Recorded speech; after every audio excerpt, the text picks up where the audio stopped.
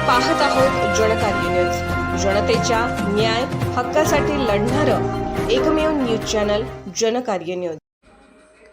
सकल मराठा समाज चिकोडी विभाग यांच्या वतीने कर्नाटक राज्य मागास आयोग द्वारा सामाजिक शैक्षणिक सर्वे 2025 कृती सत्र मेळावा संपन्न।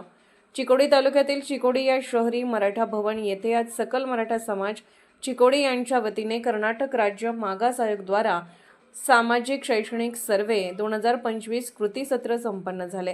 हे कृती सत्र 22 सप्टेंबर ते 9 ऑक्टोबर या कालावधीमध्ये घेण्यात येणार आहे।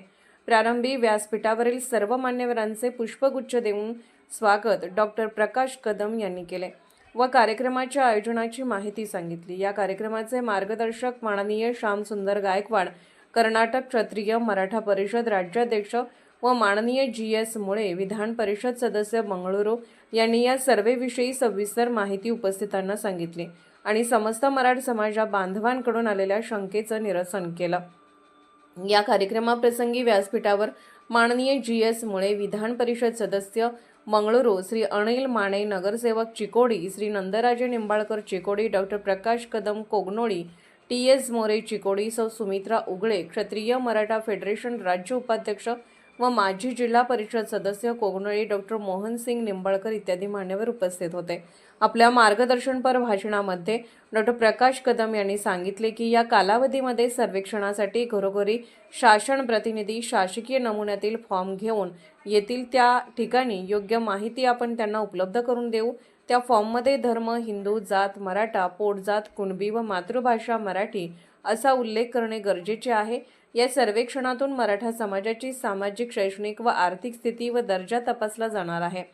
सर्वेक्षण अर्जातील 60 प्रश्नांची अचूक माहिती आपण येणाऱ्या प्रतिनिधींना द्यावयाची आहे। यामुळे राज्यातील मराठा समाज बांधवांची संख्या निश्चित होणार आहे। याशिवाय सामाजिक, शैक्षणिक व आर्थिक दर्जावर आरक्षणास मदत होणार आहे। श्री अनिल माने यांच्या मार्गदर्शनाखाली आजचे सर्वेक्षण कृती सत्र संपन्न झाले। याप्रसंगी मराठा समाजाचे कार्यकर्ते ज्योतिबा खामकर, अनिल माने, विठ्ठल जाधव, प्रकाशराव घोरपडे, महादेव भोपळे, नारायण लकडे, अनिल यादव, सुरेश जाधव, रामा यादव, सचिन माने इत्यादी सह सुमारे 150 ते 200 मराठा बांधव या सर्वेक्षण शिबिराला उपस्थित होते। शेवटी सर्व उपस्थितांचे आभार श्री अनिल माने यांनी मानले। जनकार्य न्यूजसाठी सदलगाव शहर प्रतिनिधी अण्णासाहेब कदम। जनकार्य न्यूजला लाईक करा, शेअर करा आणि सबस्क्राईब करा।